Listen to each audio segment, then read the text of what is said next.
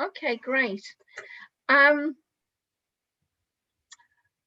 Sana, would you like to add anything? Yeah, I mean, the things that the guys mentioned, I mean, there were all the things that I felt, but there is one thing that I liked the most was so before the input sessions, we had this self-study notes that we had to read and the books and the articles.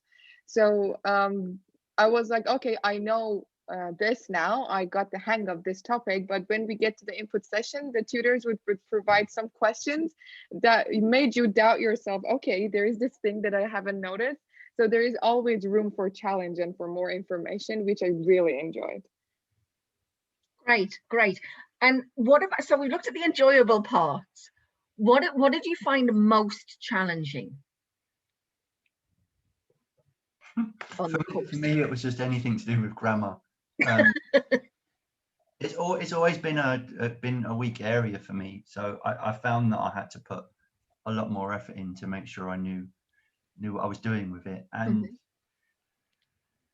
thankfully, I guess like the sessions and the weekly tasks, they help build up my knowledge a lot.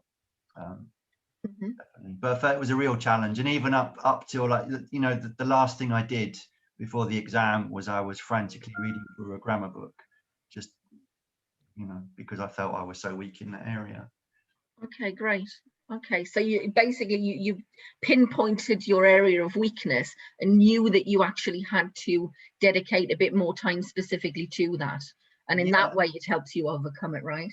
I mean, if you know, if I'm honest, it's probably easier to develop skills that you're already good at, and it's harder to develop skills that you're quite weak at. But you know, grammar, you know, you need to know your grammar for the exam. And I got through. In the end, I managed to get through and learn enough to make sure I passed. Good. Yes, the result was good. So you must have done something right, Alan. Great. Julia, Sana, what did you find particularly difficult and how did you overcome them?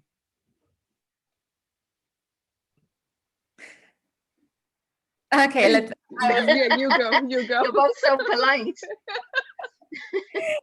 I would say from my side, managing the time was kind of a stressful experience because I decided to totally dedicate myself to this, and I reduced the number of classes that I had with my students, and it was a good decision on the one hand, but on the other hand, I thought that I had to dedicate all my time to Delta preparation, all the weekends without taking any breaks. And it was my biggest mistake because I felt like, okay, I was exhausting myself. When I took module 1 the second time, I followed the recommendation of the tutors, and I followed this recommendation that you don't need to read the book from cover to cover. You need to pick some bits from different books and try to compare what you think about that, and try to switch on and develop your analytical skills and creative thinking, critical thinking, which helped me eventually to pass the test successfully. And another thing that was quite challenging was probably meeting the requirements of Cambridge with wording. So when you understand how to answer the question, it doesn't really mean that it's something what might be met by the requirements of Cambridge, and especially paper 2. And what I really liked about the course that the tutors helped us how we were about to answer, not the way we felt, but the way it was supposed to be. And this skill is not just, it cannot be acquired quickly. You need to constantly do the tests, take the tests that you've already done before. And this is something what I understood that was even more important than just reading the books from cover to cover that I did the first time when I was preparing.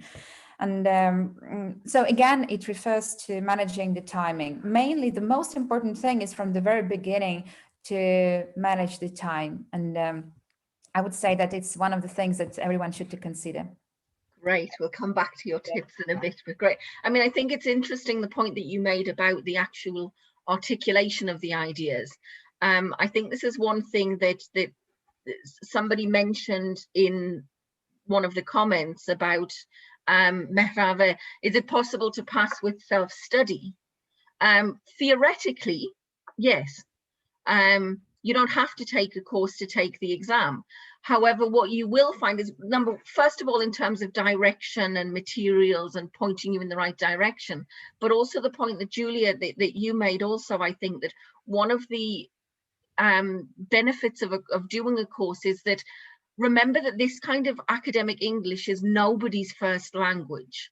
Even if you're, you know, have been raised and born speaking English, these are not issues that you generally talk about on a daily basis. So actually learning how to articulate the ideas is part of the battle. And the more that you do get involved, the more that you discuss these issues in Zoom sessions, in the forums, write the tasks, do the tasks, look, the tutors will then give you advice also on the way that things are phrased. Because in an exam which is only 3 hours long, there's a lot of tasks to do. I'm sure the guys will tell you about this a little later. There's very little time spare. You need to say things accurately and concisely. So the more you're used to talking about these things, the easier that will be.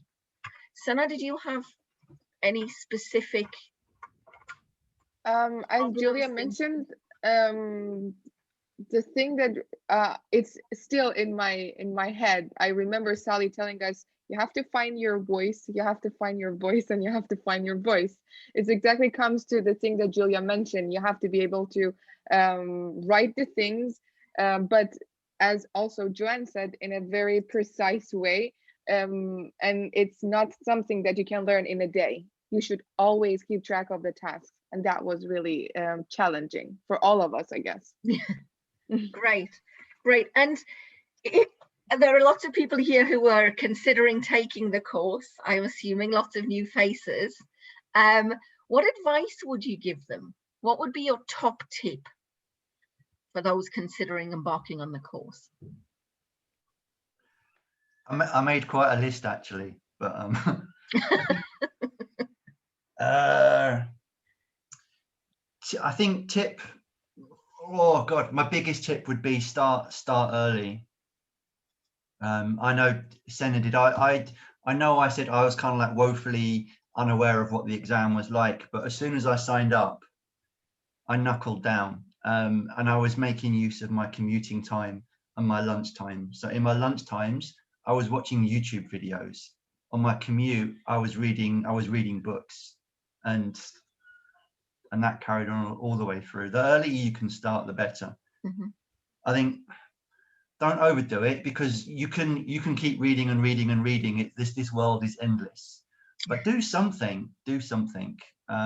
Look, I think when you sign up, you receive like some guided advice on like areas to look at, and some books for each of those areas. Get a hold of that list and pick a couple of those books and get started straight away. Do you have any tips, Alan, for specific books? I know that was one of the questions that somebody's mentioned in the thread. The Larson Freeman book, Methodology in Language Techniques and Principles in Language Teaching, right? It's beautiful, and it tells you about all the different methodologies. It really sets you up well for the whole course, because all of the information in that book you can use in most sections of the exam. So it's a gem. And the nice thing about that book is that if you look on YouTube, there are accompanying videos that do mini demos of those types of methodology lessons. So that was one of the first, like I stumbled on it like by chance on YouTube, but it was really, really helpful. Great, thanks, Alan. Sana, top tip. What advice would you give to those considering the course? Well, I would say start early, but then I would say to also choose your materials very carefully, because if someone asks you, okay, how many books do you have to read to be prepared for this course? I cannot say a number, because the more you read, the more you feel that there is more to learn. So you have to be careful with which books you are trying to succeed in this exam. And the book that really, really, really helped me, there is this book called About Language from Scott Thornberry, if I'm not mistaken. It's a very useful book. I cannot emphasize how much it helped me. Great, thank you. Julia? Well, from my side, I would say that no matter what happens, you shouldn't lose your confidence, and you shouldn't become frustrated. In my case, I had to take the exam twice, and I saw many people who didn't pass. They lost their confidence, and something changed in their approach to teaching, and probably to what they wanted, whether they wanted to continue with taking exam again. And I would say that it's incredibly important just to keep on preparing over and over without giving up. You need to understand that you have some final goal. You go from point A to point B, and your point B should be the one that motivates you. There are some obstacles on the way. We all have them in our life, and this is just one of them. But when you understand how you can overcome this situation, you understand that you can do many other things. And I think that every obstacle is another opportunity for you to self-reflect, to see what you did in a wrong way, to change the strategy, and to move on with a more effective one. As for some practical recommendations, I would definitely suggest using YouTube apart from the Moodle. What helped me personally, I watched a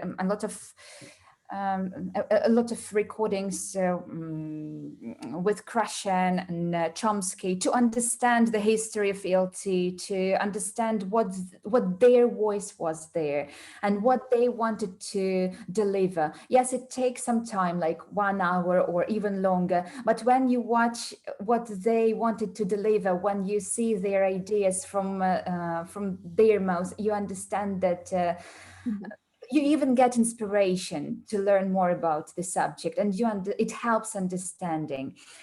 And another thing, of course, picking some particular bits from different books. And in my case, the book that really helped me, I found it in ITI library, Issues in ELT by Richard and Rogers, I think. A very good one, a thick one, so you need to have enough time to read it, but it helped me understand a lot. And I even then later bought it, and I do have it in my online library. Great. A little bit kind of connected to the things that we've been talking about. Julia, you took the exam twice. Did you do something differently in the second time that you think contributed to your success? Or do you think you just needed a bit more time for ideas to settle? I guess, yes, I needed more time, and I had more time to self-reflect. It was the key thing. Again, I decided to take module 2, and module 2 helped me understand the theory and how it works in practice. I felt that both together helped me understand and have this click in my mind that yes, it works together. What I've heard in theory, I saw how it was implemented. And I'm kind of person like this. I need to see how it works in this way, so how I can apply it. Because when you want to talk about something, what somehow you probably might not tried before, like some methods and some approaches in ELT, and then when you see how they work perfectly well, and especially those examples that our tutors provided in sessions, one-to-one, face-to-face sessions, they really helped.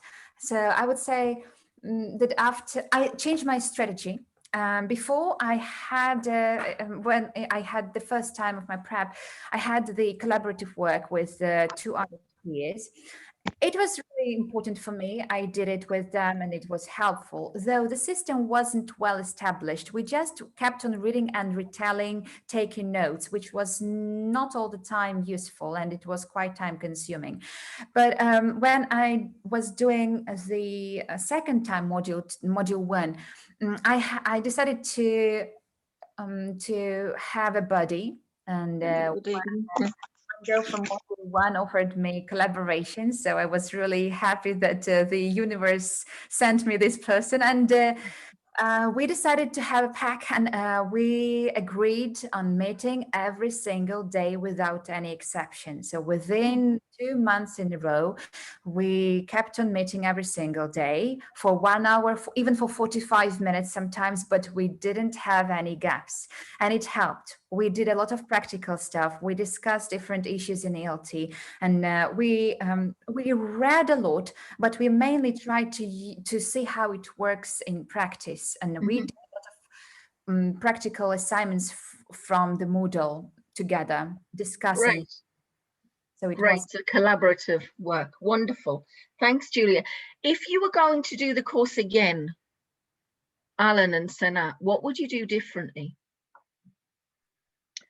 In my case, I would start reading journals, because the last question on the second paper is asking about the current issues in ELT, which I had no idea that it's going to be asked.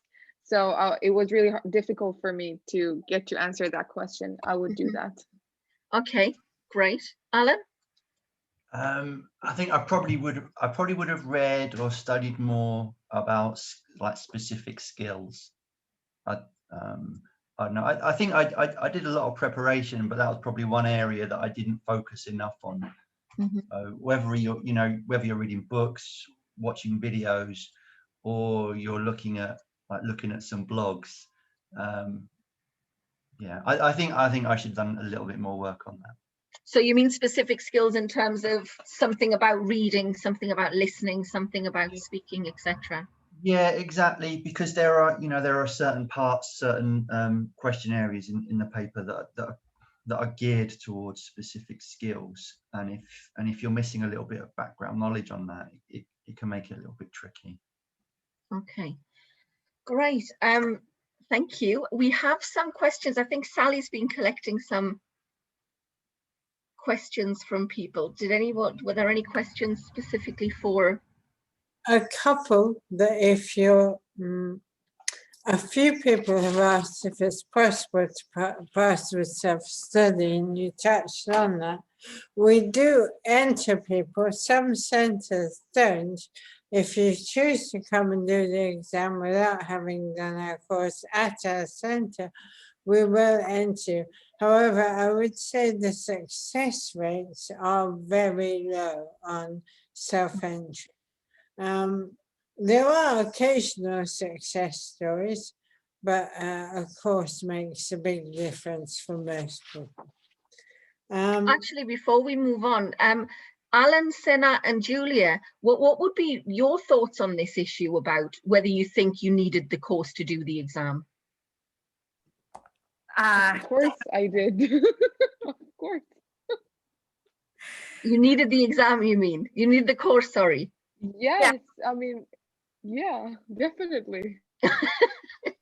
You looked, it's an incredulous idea that you would just study alone. Okay.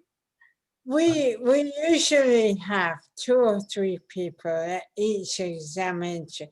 We enter about 50 people each time. Usually there are 2 or 3 independent studies. I would say sometimes none of them pass, and about every second time one of them passes. So it's not impossible, but it's a lot harder on your own. Another question, someone asked if you can drop into later courses. We think at the moment this is our unique selling point. Once you've paid us for the preparation course, we'll let you keep dropping into later courses if you need to, if it proves that you're going to need a bit more time. We think that no one else offers this. We look on you all as a family. We're always delighted to see people in things like this that we know from other modules. So we're lucky that we're able to do that. If somebody else asks if you have to complete modules in a certain time, no, you don't, and this varies hugely from person to person. I have maybe 20 or 30 people over the last 10 to 12 years who have actually managed to finish all 3 modules in 6 months, having done the intensive module 2. However, the average, the normal time is about 18 months to 2 years. I have other people on my books who have taken the full 10 years to complete all 3 modules, but have completed. If you come back to us years later, if you pay this for a preparation course, we might take a price difference if we put prices up, but we will let you come back. Somebody else asked if they will be able to access the webinar later.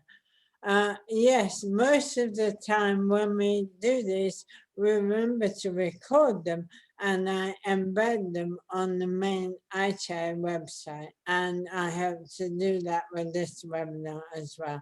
Especially since you two said such lovely things about the tutors. I want them to know that too.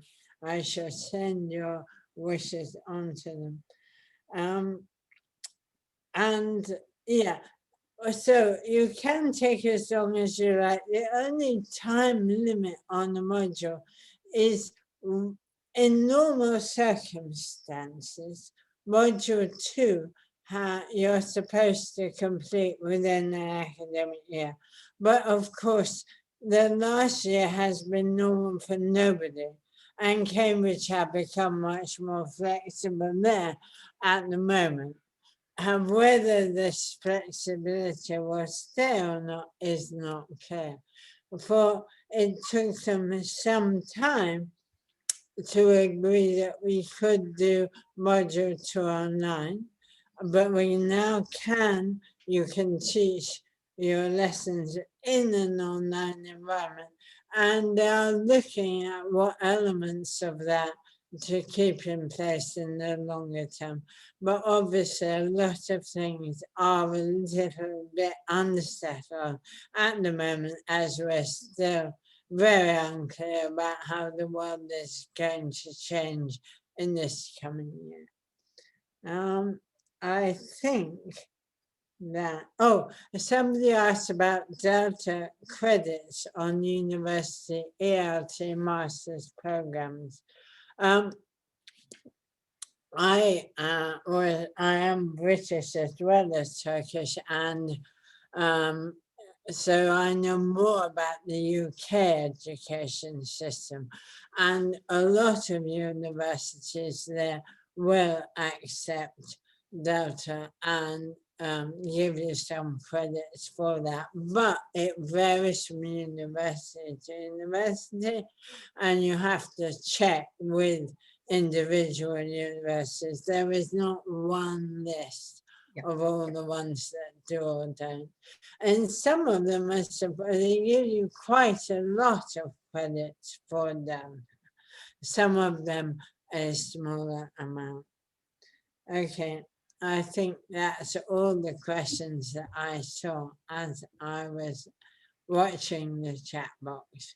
I think there was one about the projects, about how many group projects. Yeah, how many group projects, Nurai, you asked Pelin, how many group projects do we need to do for a 10-week module? The group projects are weekly, so there are 10 projects where you'll be collaborating with other people.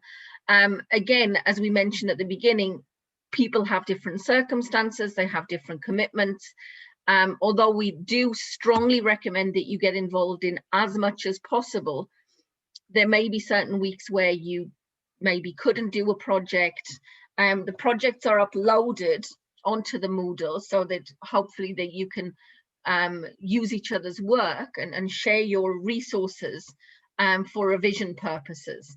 But if there was a week that you couldn't do it, the only thing that we would ask would be that you let us and your team, your group members, the group members know, so that nobody's waiting for your bit on a Sunday night getting all stressed about it.